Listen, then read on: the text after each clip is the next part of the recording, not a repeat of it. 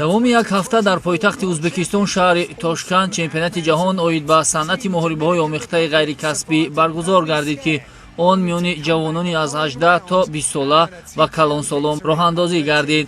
Размкарони кишвари мо дар ин мусобиқа дар ҳайати комил ба пойтахти кишвари Ӯзбекистон сафар намуда дар маҷмӯъ соҳиби 14 медал аз ҷумла 6 тилло гардиданд. Аз рӯи маҷмӯи медалҳо тими миллии ин риштаи варзиши кишвари мо танҳо аз мизбонон медал камтар соҳиб гардиданд.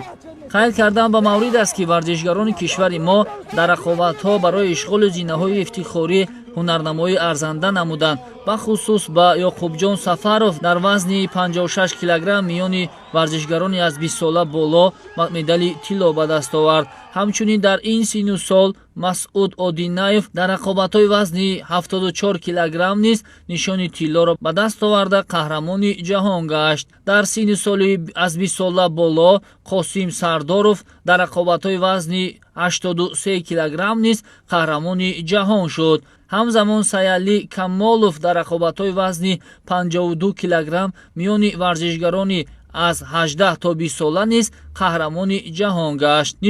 нишони тиллои панҷуми мунтахаби санъати муҳорибаҳои омехтаи Тоҷикистонро Баракатулло Асадуллоев дар рақобатҳои вазни 56 килограмм миёни иштирокчиёни 18 то 20 сола соҳиб гашт. ҳамзамон варзишгари ҷавон ва умедбахши тоҷик Иброҳим Раҳимзода низ дар рақобатҳои вазни 70 килограмм миёни варзишгарони 18 то 20 сола қаҳрамони ҷаҳон гашта нишони тиллоро ба гардан овезон кард. се тан аз варзишгари дигари кишвари мо Беҳрӯз Хуршедзода, Шоҳзод Одилзода ва Ҷамшед Неъматов бошад дар вазнҳои худ дар финал аз рақибони худ мағлуб гардида дар ниҳоят соҳиби нишони нуқра гаштанд. 5 тан аз намояндаи дигари Тоҷикистон бахусус Шоҳҷаҳон Каримов, Шоҳимард Абдулназаров, Ҷовидон Маҳмудов, Абдулло Абдуллоев ва Мустафо Алибеков бошад дар вазнҳои худ зинаи сеюми ифтихориро ба даст оварданд. бояд бигӯем, ки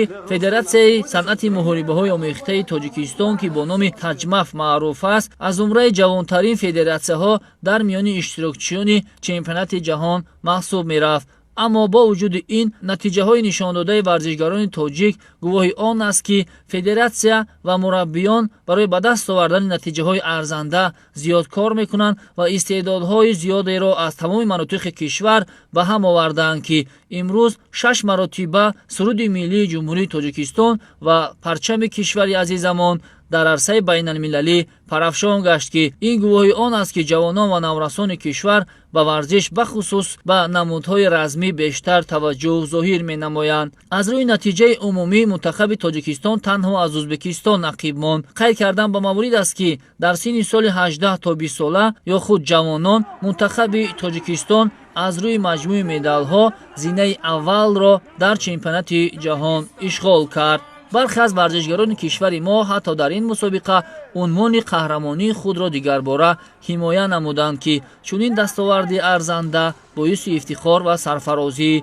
ҳар як тоҷику тоҷикистонӣ хоҳад буд.